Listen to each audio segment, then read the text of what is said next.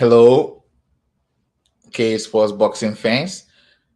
Today on African Boxing Unmasked, we're going to talk about one of the most important aspects of boxing, the business, the entertainment aspect of it. Um, when I say the business and the entertainment aspect of it, I'm talking about a very tenuous subject. You don't want to miss it. I'm going to talk about boxing, boxer, boxer management, boxer management. Stay tuned.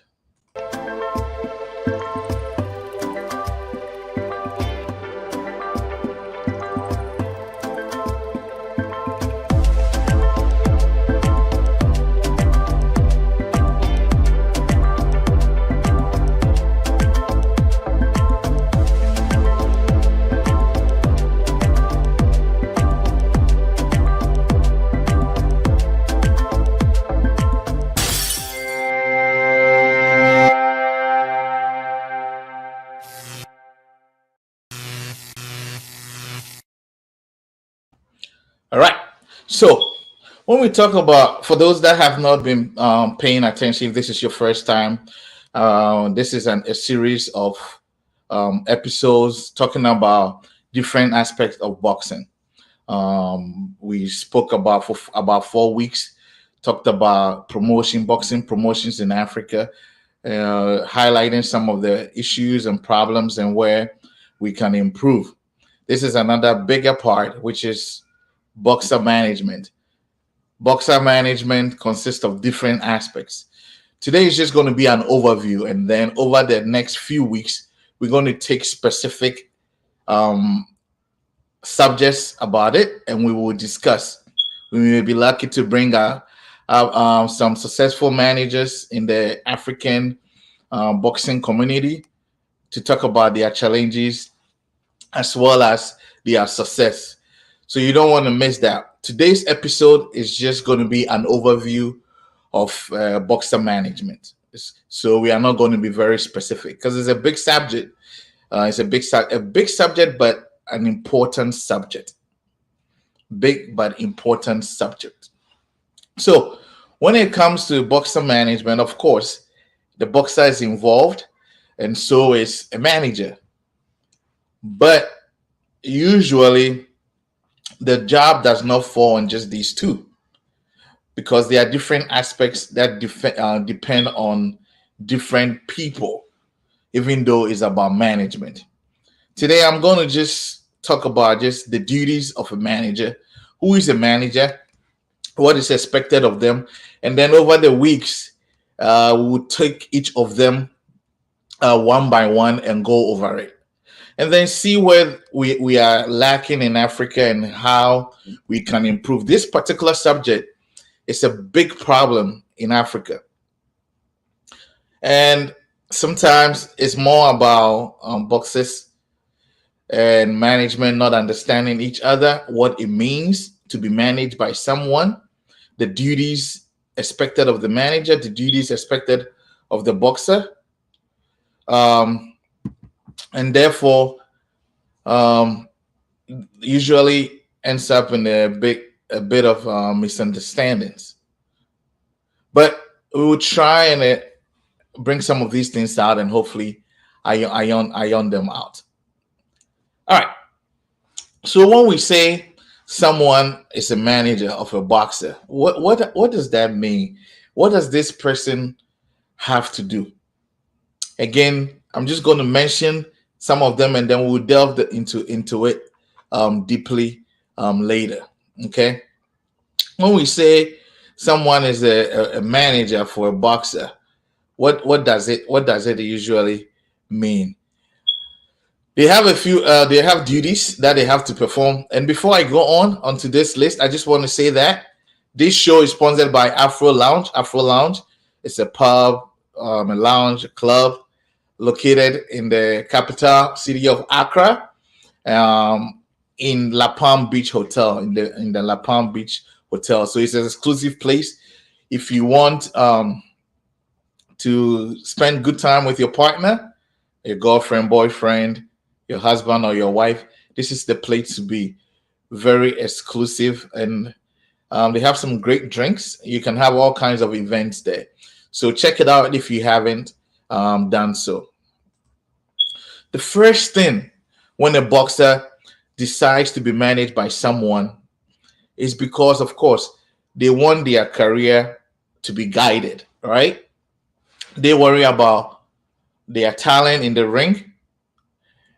You worry about how you can get them to higher laurels where they can also get the big money. So, career guidance is a big aspect of a manager's duty. Essentially, it's a summary of all of it. Everything else falls after that. You have to help the boxer get to where they want to be. If they want to be a world champion, which is what every boxer aspires to be, you have to get them there. But you cannot just do that. You have to have a plan. So I always tell boxers, especially those who have asked for advice when they want to turn from amateur to the pros, and they said they have someone. I asked them, talk to this person, ask them what is their strategic plan for you in the next 6 months to 1 year or the next 2 to 3 years. Sometimes some managers may not have the ability in terms of the experience, but at least they should be able to, excuse me, they should be able to tell you what they have in store for you within the next year. So there has to be a strategic plan. You can't just say I'm managing you without a plan. The manager is also responsible for, so career guidance will be dealt into more when we go we keep going in the next few weeks. The next thing is they are supposed to market and promote the boxer. Now, I find this out sometimes that in Africa, some of the boxers do not understand this particular aspect of promoting himself or herself, and then the marketing aspect. You can be great. You can be great in the ring, but if you are not marketable, you are not going to go far.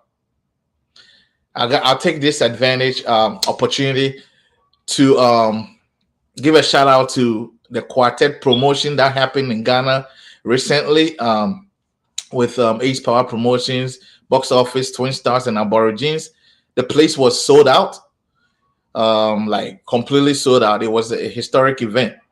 And the reason was simple. There was a boxer in there who may have disappointed in the ring, but he sold out the place. We got to get there.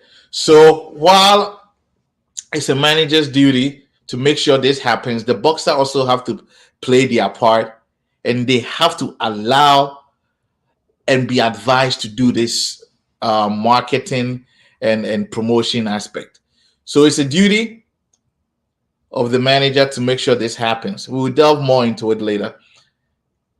As a manager, you have to be able to guide the boxer in terms of the legalities in the boxing space and how they can manage it, as well as the financial aspect.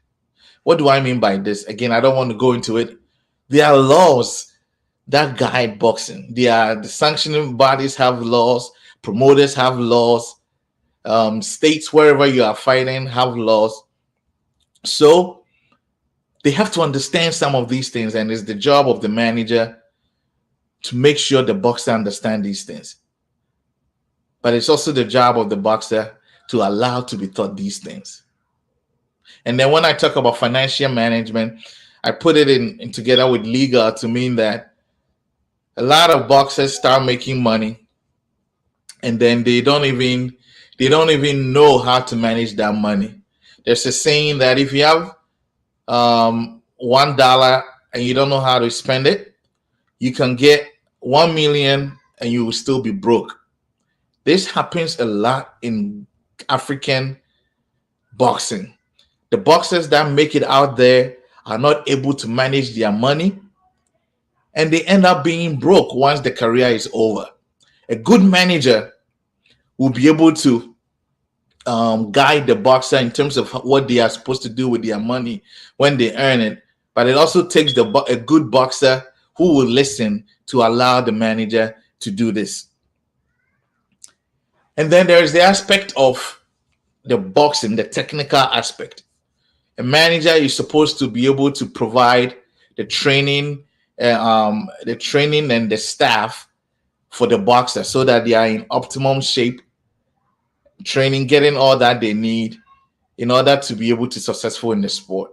Again, we are going to talk more deeply about this in the future, what that entails. Because some people, some managers sign boxers and don't even buy them one glove, or they don't want to pay for the gym where they train to train. That is not management. That is actually the work of a manager. But we got to understand this as African boxing community and stakeholders in order to be able to do it. Okay. Now, again, one of the other duties of a manager is to make sure that the boxer knows what it means to communicate to the boxing community. So there has to be some kind of public relations training, which the manager needs to make sure the boxer has. Again, this is entertainment. They can be great in the ring. If they cannot call out their next opponent, they cannot um, talk trash, they may not survive in this space because this space is an entertainment. And I've seen boxers that have not made it because they just cannot sell shows. No promoter will have an interest in a boxer who cannot sell shows. So public relations and communication is important, and it falls on the manager to make sure that they facilitate this for the boxer. The other thing also is negotiations. There are going to be fights if boxers are going to make it. There will be fights that will come. I have received some as recent as yesterday for a boxer. And while in where I come from, or some parts of Africa, it's a big problem when fights come. Some managers don't even discuss with the boxer. This tend to breed problems later when there are bigger monies involved or when the boxer finds out.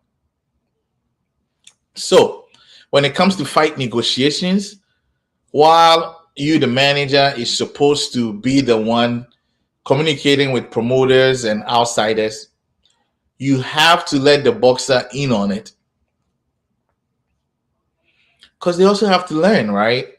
Yes, you already have an agreed percentage of what you're going to get from this of his purse. So I think there is nothing wrong with letting them in on what the offer is, what has come, letting them know. Sometimes even if you can't, let them read the contract. Because if you are setting up the boxer for the future, they got to know some of these things. I've known boxers who have stopped their career and do not even know how to negotiate a fight. They don't know how to like do things that a boxer of their caliber after going through their professional career should. But that's because their manager didn't probably involve them in it, or they didn't want to learn. Some boxers will be like, oh, I just want to train. You take care of that. Don't forget, you're going to finish your career in the ring. You may want to go to administration, and if you don't know how to do it, you start from a lower level. Meanwhile, you've been through it all. The knowledge should be there. So the manager is supposed to involve their boxer in negotiations so that not only do they learn, but to avoid problems later. You don't want the boxer to say you've cheated them out of their money and all that. All those things messes up relationships. So it's the duty of the manager to make sure that the boxer is involved in fighter negotiations. Of course, again, not the nitty gritty, something that they may not understand, but you got to make sure that they are involved. It's the work of the manager that when a fighter gets a fight, you work with the promoter to run and coordinate everything, traveling, accommodation, all that stuff. The manager is supposed to do that. So I said I've heard stories, especially in the African community, where A boxer and their manager goes to event, and the boxer, for lack of trust or whatever, wants to be the one doing the work of the manager. You are not. You shouldn't be signing contracts with people you don't trust. Boxing already has a bad rap, as we know it, in terms of corruption and then it's a mafia sport, right? We call it. In order for a boxer to be successful, in order for a manager to be successful and recoup their investment, there has to be that trust. Otherwise, that relationship will not last. There are only a few long-term relationship. You're right. Mr. Citizen Ado said you have to trust the process. You're right. It all starts from trust. And I think that if we all understand that, hey, I got to help you, you got to help me, we all make money. I think that is a very basic fundamental trust. The problems ensues when there is greed. When the manager wants 50% instead of 33% or whatever they have agreed on. I have not seen a lot of long-term relationships between African boxers and their managers. That is a red flag. And yes, I don't like to put our dirty laundry out there, but that is a fact. In recent times, I can count on my fingers how many good, great boxer manager relationships I have seen. And the problem is trust. Oh, you told me it was $20,000. Meanwhile, it was $30,000. I mean, everybody got to eat, but if there is no basic trust, it's not going to work. And it's sad when boxers retire and they just probably didn't learn the process of management, or they think that their manager was somehow responsible for not teaching them what they have to do. All right. I think we have some time. Maybe I will delve into the main topic of the that I spoke about: career planning and development. What do I mean by that? Yes, I have about 7 minutes, so we can start. What do I mean by career planning and development? A manager has to have a strategic career path. I have signed boxers and they ask me, what are you going to do for me? And then if you have astute, intelligent, smart boxers, even when you complete your first level, they are going to ask you what is next. And I have just experienced it. A boxer recently took a big milestone in their career and they asked me what is next. I sat them down and told them what is next. That's what's supposed to happen. Sometimes managers do not communicate with their boxers. That breeds trust problems. That breeds problems for you, the manager. Why? Because the boxer starts listening to other people, and then by the time you know, they are signing contracts behind you. Then your investment goes to waste, because what happens, and oftentimes happens, not just in Africa, the boxer decides to sit out the contract that they have with you, whether it's a year or two, and they will not fight. And then the contract runs out. You cannot hold them responsible legally. So trust is important. Tell them what their path is going to be. It has to be comprehensive. It should outline the boxer's goals as well as the management goals for the boxer. It should include fight schedules. It should include title aspirations and also progression milestones. Okay, if I win my local national championship, if I win the Ghana national championship, what's going to be next for me? A manager who knows what they are doing should be able to tell that. It shouldn't be hard. Unless, where I have seen, again, I hate to dirty launder our dirty laundry out there, but this program is supposed to criticize, to elevate, and educate. So forgive me. But what I have seen in African boxing sometimes is that the managers and the administrators, promoters, just build the fighters as they go. in order to cash out later. So they may not be able to tell the boxer that, hey, if you win the Ghana national title, maybe we'll try a title in Africa and we'll try to get you into the ratings so that you may be a contender, so that you may go for the world championship. They just keep doing small fights here and there, small fights here and there, get a 10-0 with no major milestones, and try to make money out of the boxers. This happens. We can't dispute it. We can't act like it doesn't happen.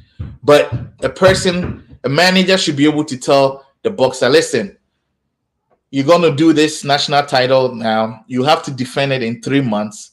Once you defend it once, we're going to try and go for a continental title with one of the major sanctioning bodies. Yes, you love your trainers in Ghana. I love them too. I love what they are doing for you. But I would want you to go outside to get some international experience. So maybe after about a year, I want you to go to the UK or the US or Mexico, someplace to get that international experience.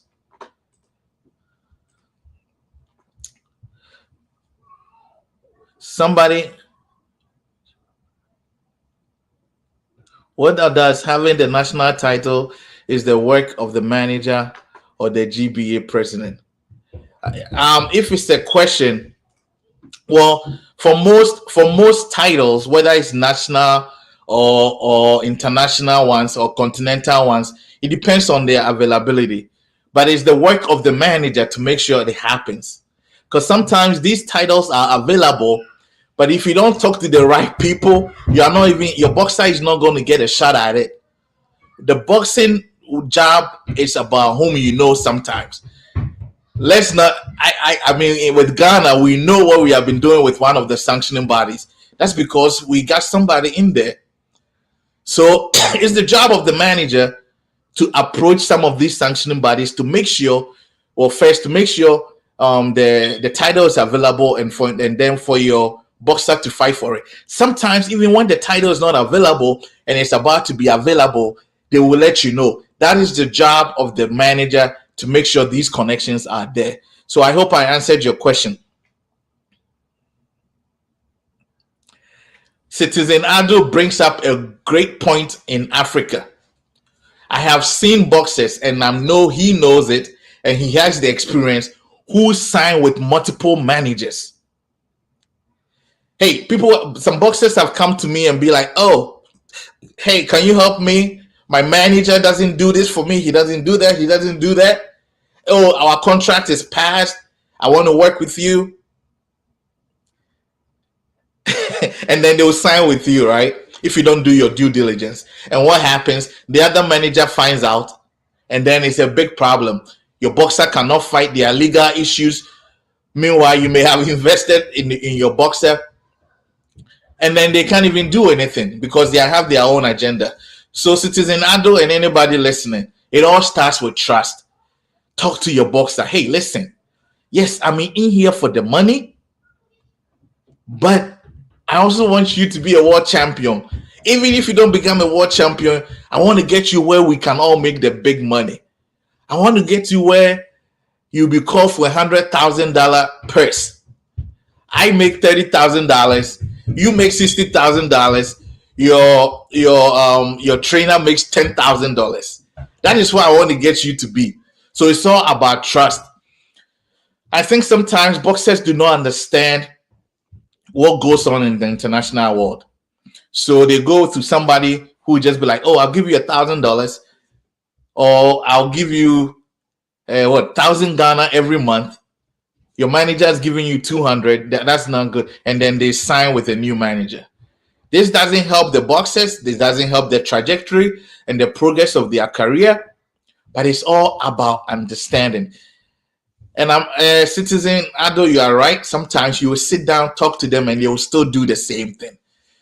It's a tough world out there. But I missed I want to go back to the topic. It is the duty when it comes to career planning and development. Yes, it's great to have titles and belts and national championships and fight schedules and all that. But if the boxer is not conditioning training like they are supposed to be, if you are not enhancing their skills, they are going to fail.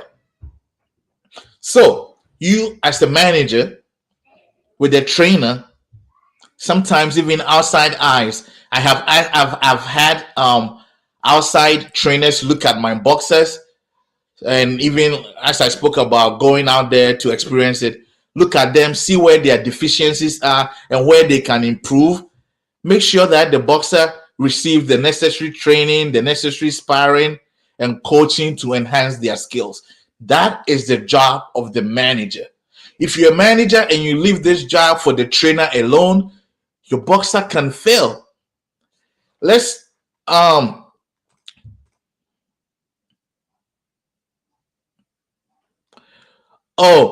so I think Mohammed's question is: does having the national title essentially improve you, Mohammed? If I'm getting it right, does having the national?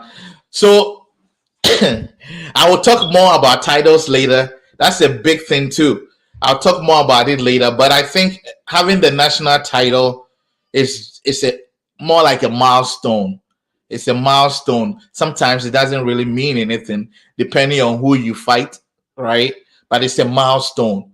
That as a boxer, at least you prove that in your nation you are the best. But in reality, in the international world, it may not mean anything. But it's something that you can check off. I hope I answered your question. But I have seen boxers and I have heard boxers tell me that, hey, when I go to the gym, I'm doing my own thing till I leave. So imagine if you've left your boxer in the hands of a trainer and they are going to do their own thing. How do you expect them to perform in a ring when the challenge comes? So a manager got to be involved. From experience, sometimes I try not to get too personal. I talk to all the trainers of boxers I have interest in and those I want to have interest in. I have a talk with them. Sometimes I create groups, and I did that this past one with Holy. For those that know, hey, how is your training? Where are you sleeping? What time are you training? What are you eating? Hey, coach, how many sparrings are we doing this week? Are you taking them from to different gyms? He's going to fight a southpaw. Do you have a southpaw for him to spar with?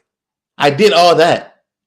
If you are investing in your boxer, you have to really invest. It can't just be money and expect things to happen. And any of the boxers that I manage will tell you that, listen, Doc is always calling. As recent as today, I spoke to one of the boxers that, hey, after the fight, how do you feel? How do you feel? How is your body? How is your eye? I saw that you got clipped on your left eye. How is it? How is it? How are you doing? Engage your boxers. Yes, trainers are there to help, but some managers, especially in Africa, make their trainers their pseudo managers. Like you are my manager. I don't want to talk to the boxer. I don't think that works very well.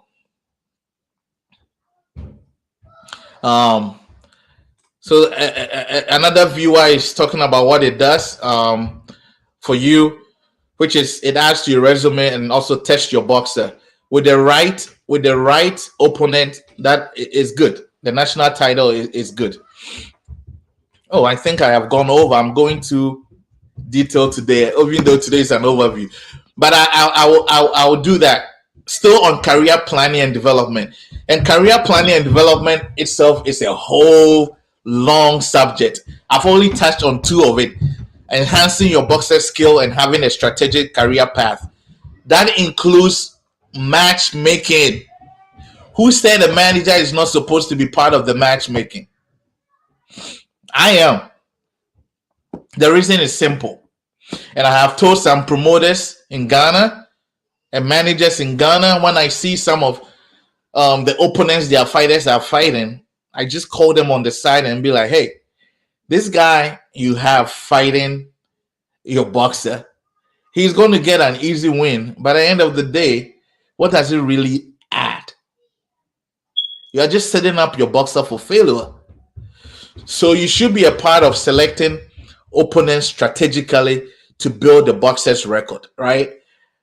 When we're talking about promotions, in the beginning, it's great to have them fight anybody. But once you get to fight 6, fight 7, fight 8 going, there has to be a difference. You have to find opponents who have reputations, who have experience. You have to balance between challenging fights and winnable matches. Challenging fights and winnable matches. Sometimes we don't understand this. Having a boxer have 11-0 may mean nothing. And I have that experience when I was providing opponents to the IBF for the African title. They rejected about 7 or 8 fighters. These were fighters I thought, oh, they have 8 wins, they have 7 wins, 11 wins. They were like, nope, those fighters fought weak opponents. So they didn't approve that. And you have to get a fighter who is of higher quality, of course, who has experience. That also helps your boxer. If anybody watched this past weekend whom Holy fought, you can attest that the guy, Dr. Holy, has improved from his previous fights. I wanted him tested, but believe it or not, this was a balance between a challenging fight and a winnable match, a winnable fight. I didn't go in blindly. As a manager, you shouldn't go in blindly. As I talk to you, Holy has got several offers. Some with great money because he has the belt now, right? But if you're a manager and you put your fighter there, yes, you're going to get the money, but he's going to take a loss. And there are some losses when you are high in your career and you take, it kind of brings you down. Unless you don't believe in your boxer or you don't think they are going to be a world champion, you take the money, have them take the loss. I'm not saying every loss is bad. Even Manny Pacquiao, some of the great boxers have had losses, but you have to be strategic about it. You look at the money, look at the person that he's fighting, and be like, Holy has a 50% chance. He has a 60% chance. It's worth the money. But if you know he has a 0% chance, and you put him up there, you are not helping yourself. You are not helping him as a boxer. If you wait, have him prepare very well for a bigger challenge, you may recoup your investment double fold. So that's something that managers need to do. You have to be involved in the matchmaking. Of course, because it includes money, you still have to be involved, right? Because you may have to give the promoter the money for the person, stuff like that. So you still have to be involved. And I remember there's a boxer, and I will call names, but there's a boxer, a Zambian boxer, Catherine Finn. She has a phenomenal career because she was strategically managed with calculated opponent selection, and that allowed her to rise to the world championship status gradually. A lot of people talk about Mayweather. A lot of people talk about Mayweather and the kind of opponents that he fights. Mayweather, or cherry picking as they say it in boxing. Some cherry picking is great. Some will give you bad rap. But I think any boxing person will still consider Mayweather as a great boxer, right?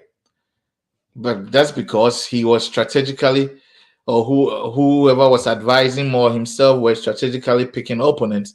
That's how he went 50-0. I think I'll stop here. I'm enjoying the discussion.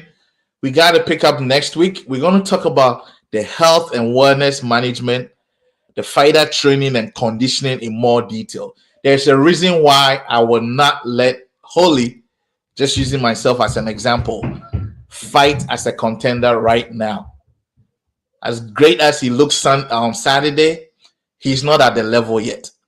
And that's an advice from one manager to others, and also in the as a stakeholders watching. You don't just take any fight just because it's here. We talk more about training regimen, medical support, nutritional support, injury prevention and rehabilitation for your boxer next week. This is African Boxing Unmasked. And those who watch, thank you very much for staying tuned. Yes, Mohammed, sometimes local. So if you're talking about ratings, you may be rated by the boxer will be rated by their national bodies rating, like the GBA has their own ratings. So he will be rated, but it may not carry out internationally. So it's just a step, like I said, a stepwise approach in the boxer's career to to have the national title. Mubarak Yusuf Nano, what did you mean? Why? Can you be specific with your question? I'll try to answer that. So, yes, winning the national title is going to be it's a step. It's kind of a step to other things. Plus, if you find a good opponent in the country, you kind of say that, hey, I'm done here. Now I can go to internationally or continentally to do something for myself. All right.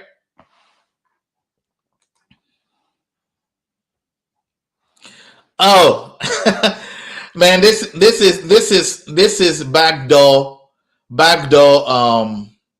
conversation. But I will say it like this: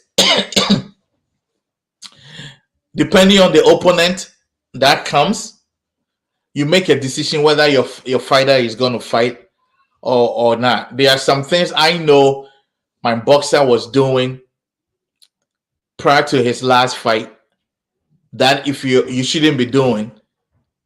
Come on, let's talk about conditioning in African boxing. Let's talk about our boxers in Ghana. How many of them are conditioned to be called to go and fight a world title right now? So before you let your boxer go for the big shots, their nutrition has to be on point. These are some of the things that I'm going to talk about. Their nutrition has to be on point. Their conditioning has to be on point. They have to, their training has to be on point. Their sparring has to be on point. If you let your boxer go out there because they have been called as contender and they don't have the right training, the right support, they are going to fail. So yes, I don't think for the quality of boxers out there that I have seen, I don't think he may be a continental champion, but internationally, depending on who the opponent is, he may not be ready. So it all depends on several factors. You know, who the opponent is makes a part. But if you look at an opponent, even though and you look at the opponent and see that your boxer can beat the opponent 70 to 30%, yes, you can let him go. But when the opponent is a killer, you don't throw your boxer out there.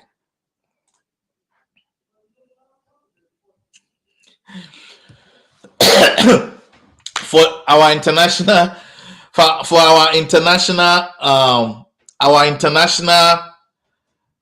watchers and African watchers, somebody is asking a question about a local rivalry in Ghana. I have a stake in here, so I'm not going to pick, but I think it will be great. It will be a great local show, but it doesn't enhance the career progress or trajectory of any of those two boxers. So what I would love to see is that they both go their pathways. One goes and conquer one title or two or three titles. The other does the same, and we bring them back to Ghana to have a unification. That will be the fight I want to see. I think they are both on their own journey. While it's a great local rivalry, at this point in their careers, it's not going to enhance anything in their career. So hopefully their managers, their promoters, their handlers direct them right. They go for the world titles, and then we have a unification in Ghana. That would be awesome. That is what I would like to see between Lai and Holy. All right, I got to end here, guys. So next week we delve more into details about management of a boxer. And yes, it's not cheap if you want to manage a boxer, but that's why you got to have a good understanding with your boxer, and the trust, so that you reap your investment or you recoup your investment, because it is a lot of money to manage a boxer. Anybody who tells you you can just manage a boxer with your mouth and your connections alone is lying to you. It gets to a point you got to put your money where your mouth is. If this is your first time joining us, again, this is African Boxing Unmasked, where we talk about African boxing, where we are lacking and where we can improve. We are on the topic of boxer management. Please join us next week and let's dive more into boxer management, what it entails in terms of the manager, the expectations from the boxer, the expectations from the manager's point of view. It's going to be great. I love this subject, and I think if we learn something from this, it's going to help all of us. If this is your first time joining us, this program is sponsored by Afro Lunch. Check them out at La Palm Beach, a hotel in Accra. They are situated there. I heard there's a big event coming on the 30th. So if you want to go, that may be the time to go. But until then, I'm the Boxing Doc, and this is African Boxing Unmasked. See you next week.